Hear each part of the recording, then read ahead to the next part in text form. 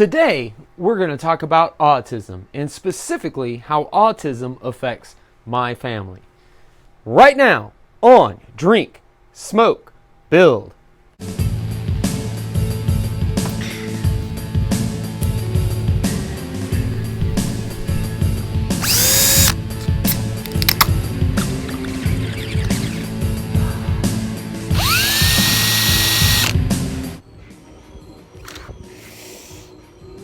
Say hi.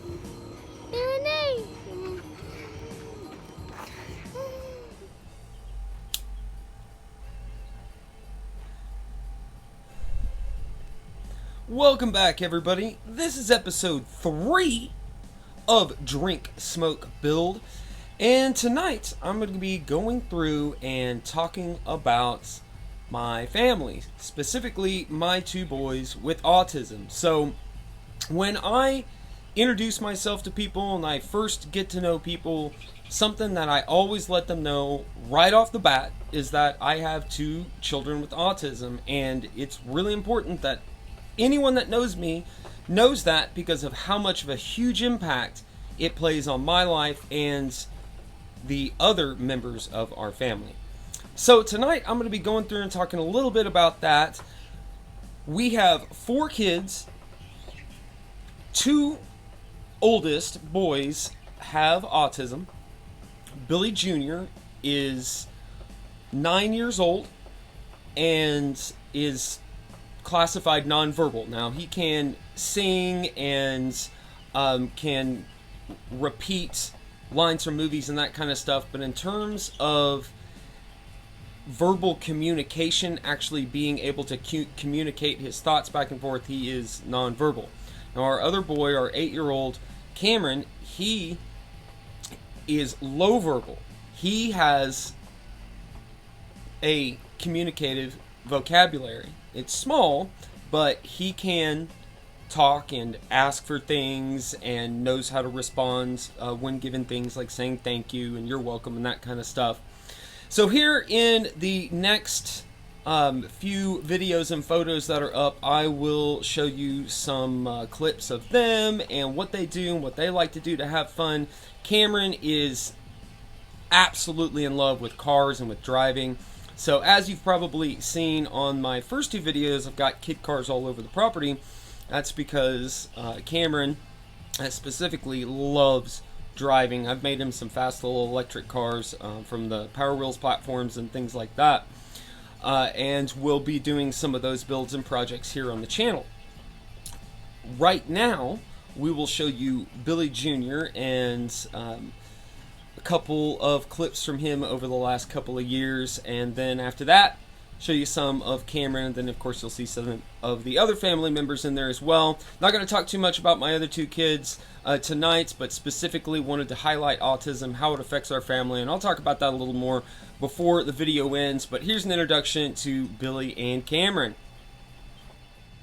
Billy, like many people with autism, has an aversion to loud sounds, and why you saw him covering his ears there. Now, here he has one of his favorite things, and that is animals and watching movement. Big fan of the zoo, so we take him there often. Although Billy barely communicates, he's still like any other young kid out there. He loves to play, he loves animals, he loves spending time on the playhouse and outdoors and exploring and just playing and being a kid. He absolutely loves to do that like any other 9-year-old boy would. Here's another one of Billy's favorite activities, and that's spending time with the chickens. We specifically started raising chickens for him, and then of course got the benefits of the eggs, and then I ended up starting a chicken coop building business, all from because we decided to get some chickens for Billy, and he absolutely loves spending time with them and feeding them and helping us taking care of them. One of Billy's absolute favorite thing, if not his favorite thing in the world, is water and swimming and being around any sort of body water. We have to be really careful whenever we're at lakes and rivers and stuff to make sure that he doesn't jump in, because he will do it. He's jumped in pools before without us knowing that that's what he was doing, and jumped in after him. So he loves water to death. In fact, I had to keep him from trying to get in this pool of stingrays at our local zoo. Fortunately, he was able to stay out, but he loved to see those stingrays in there. Speaking of animals, that brings us on to Cameron, our 8-year-old boy with autism. He loves animals, he loves nature, he loves bugs. The absolute most number one thing that he will always do over anything else is be outside, exploring, spending time in nature with animals. He's kind of a whisperer that way. He loves his animals. He also loves anything, and I mean anything outdoor related. Took him to the air show last summer, pushing his sister around the park. Whatever. He is the best kid whenever he is allowed to go outside. And everything from camping to hiking and going to shows, doesn't matter. If he is outside, he's a happy kid. Another one of Cameron's favorite activities, and just shows you how much he just is into everything and wants to absorb everything and all the knowledge around him. He loves to play dress up. Doesn't matter if it's Halloween, Christmas, or not a holiday, he wants to get dressed up. We have a whole toy box full of dress up clothes for him. He has the opportunity, as you can see here at school, to dress in a firefighter's uniform. He was absolutely in hog heaven that day. And then to combine that, he absolutely loves driving. Like I told you guys before, he loves cars. He loves getting out there, and a lot of times he'll dress up and then get out on these little cars that he has and drive them around. Absolutely loves vehicles. I mean, almost to obsessive levels. He knows all the cars. He knows all the makes. He's really, really knowledgeable when it comes to that kind of stuff. And I take him to car shows as often as I can. This one here, local car show that we went to with all the new models about 3 years ago. Absolutely had a blast there. But he loves driving as well. And of course, he's only 8, so I can't let him drive real cars. So we soup up these little Power Wheels and there you go, make him go, as you can see here in a little four-wheeler. Good job. Off-road action. He loves that. Cameron. And then here's a little quick police car that I made for them. As you can see, he likes to drive his brothers around, and his brother doesn't like to drive too much, but loves riding around with them. He's also a daredevil. He will try anything, and we do have to be careful to make sure that he doesn't do any sort of super dangerous stuff. But as you can see here, he is a daredevil. Good job, buddy.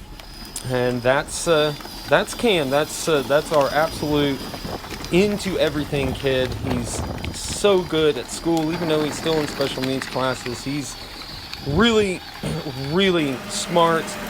Testing out, he's in 2nd grade, and he tests out at 4th and 5th grade levels on just about everything except for communication. So we've been working really hard with him, and especially during this extended summer that we've got going on, he's gotten much, much better.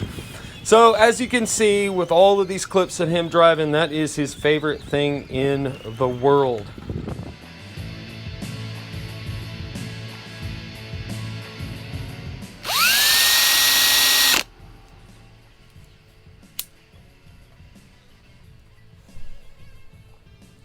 So that's the positive of having two amazing 8 and 9-year-old boys that like to explore and have fun like every other 8 and 9-year-old boy. Now to the negative sides of having 2 children with autism.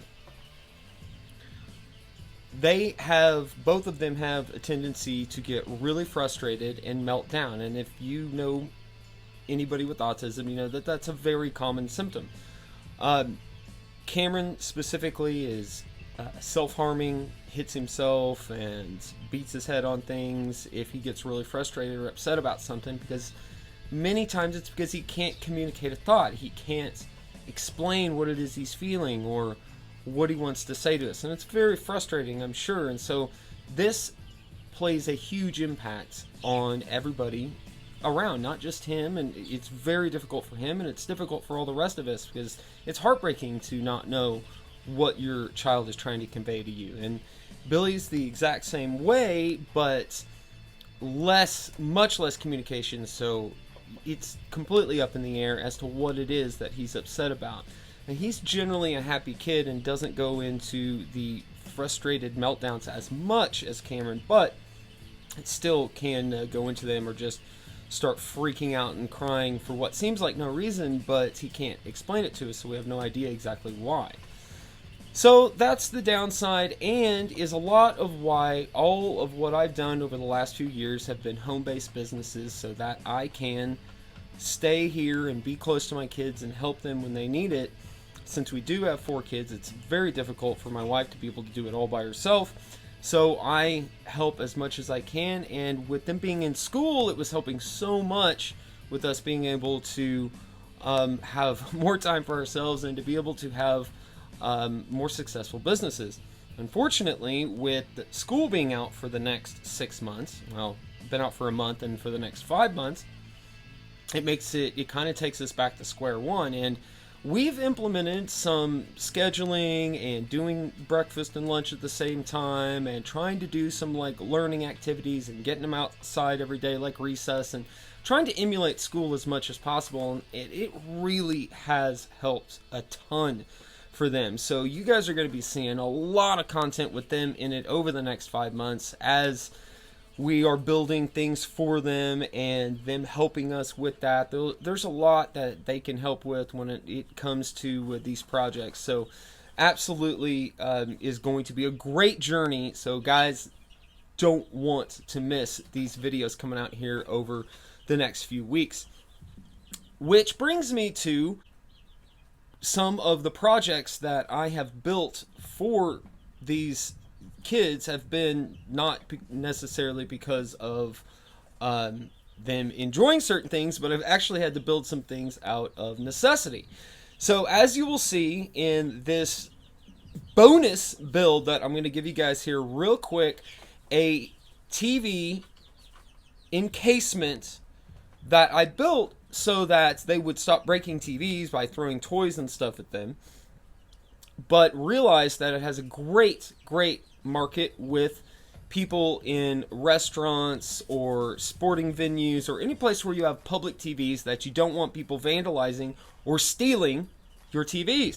So right here, coming up next, you guys are going to see what I did and how I encased a enclosure for a TV mounted above our fireplace. Billy Jr. had been in the habit of starting to throw Hot Wheels and other hard toys at our TV and other breakables around the house. So I got the idea to build an encasement for a TV so that it would not break if something was thrown at it. And I wanted to be able to still view the TV through it at all times. So I came up with this idea after doing quite a bit of research. There was a lot of metal boxes and custom cabinets with no windows made for bars and that kind of stuff, but nobody really makes a clear plexiglass viewing area and completely locked up, except for metal ones for airports. So this is a much less expensive option. Those cost as much as $1,500. You can build one of these in your garage for about $200, and most of that is the plexiglass itself.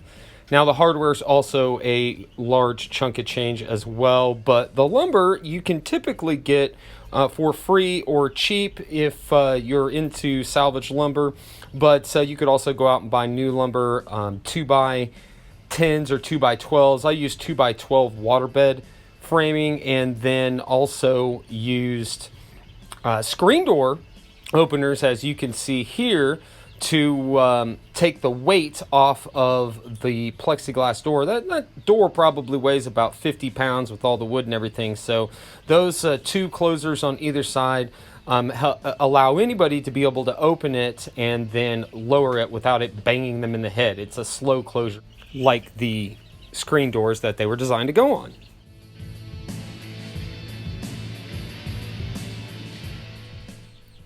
Thanks for joining us tonight, guys.